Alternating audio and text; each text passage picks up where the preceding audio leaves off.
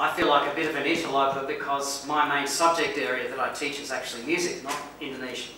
But I'm here because I spent 10 years teaching in Indonesia, and currently in my role in faculty administration in our Faculty of Arts, I've had quite a key role in at least having some sort of vestige of Indonesian being kept in our university. And so I want to talk about that today, and what we're doing and how we've managed to keep Indonesian alive at the University of Southern Queensland. USQ once had a very rich and quite strong Indonesian department.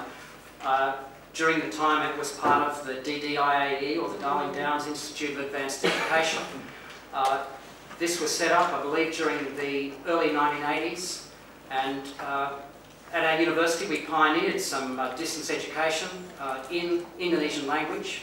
We also had our own resident gamelan orchestra that people in the community were involved with. It was based at the university, and so on. We even published a magazine called Pelangi, which was distributed around Australia. And so it was, in short, a very successful program from a small institution which gradually morphed into the University of Southern Queensland. Sadly, since the turn of the century, the health of Indonesian at our university plummeted considerably.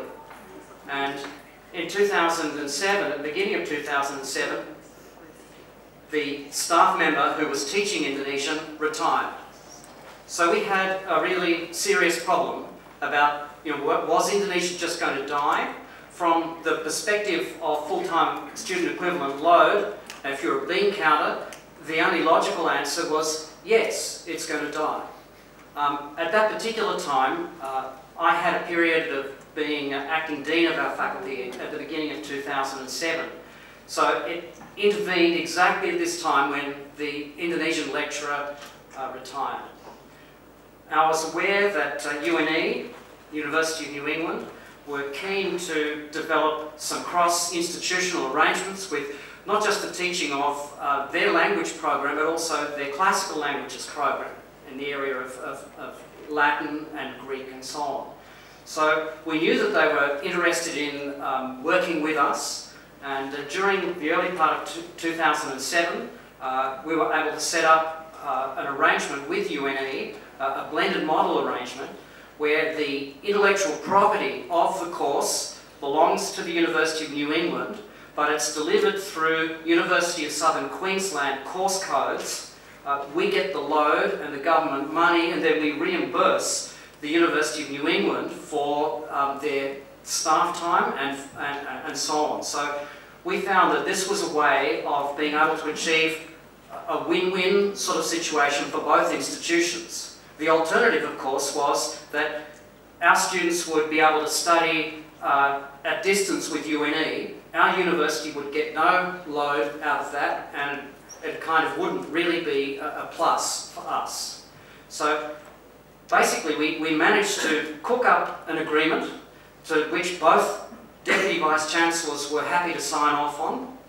It's due for renewal at the beginning of this year. I'm kind of hoping that we're going to be able to keep rolling, because I've got 23 students ready to study at this point in Indonesian. We've got 15 first years wanting to start, and I'm confidently expecting that by the end of O week next week, that probably another 5 or 6 will add to that area.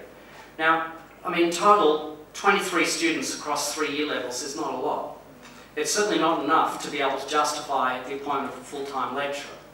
But in cooperation with UNE, we can deliver a product to our students both on campus and also in distance mode.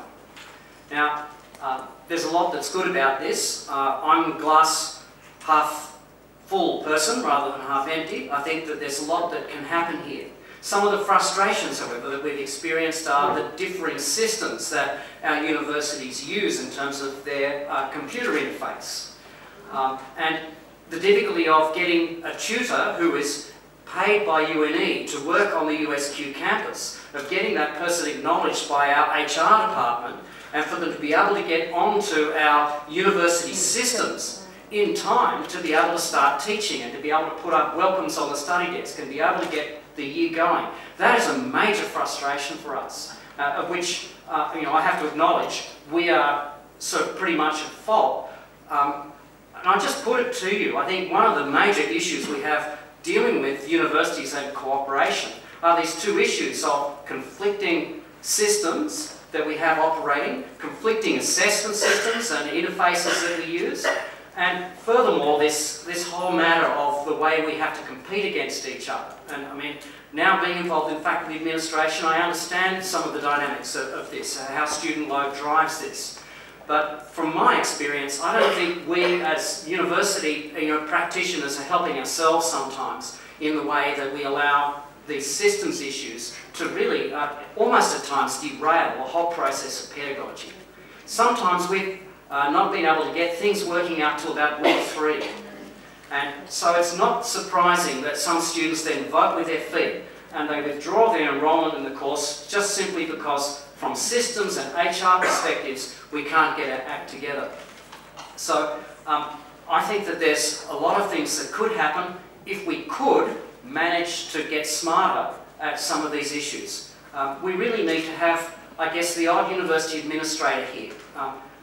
I'm Deputy Dean of my faculty. I can tell you right now that if I hadn't been in the position where I'm at the moment in our university structure, in the faculty, Indonesian would be dead now. What we need, I think, right across the country is the funding of key people, people who've got some passion and drive and ability, of course, to be able to teach and push this forward. I think that goes for all subject areas. It goes for my own discipline area of music as well. We have to be personal advocates for our courses. And that's, I think, what we need at our place. Ideally, we would love to be autonomous and be able to deliver Indonesian under our own steam. At present, the student numbers don't justify that. But somehow, if we could build those student numbers, we could get somebody back. And it's really the enthusiasm and drive of the incumbent, of the teaching person in that place, who is absolutely key to making that happen, as well as some good faculty support. I think that's enough from me. Any questions? Question? It's a very important model. Yeah. It's kind of like an alternate syllabus teaching model that you've got. Yep. I'm just wondering why it's necessary for you to get those tutors onto your systems.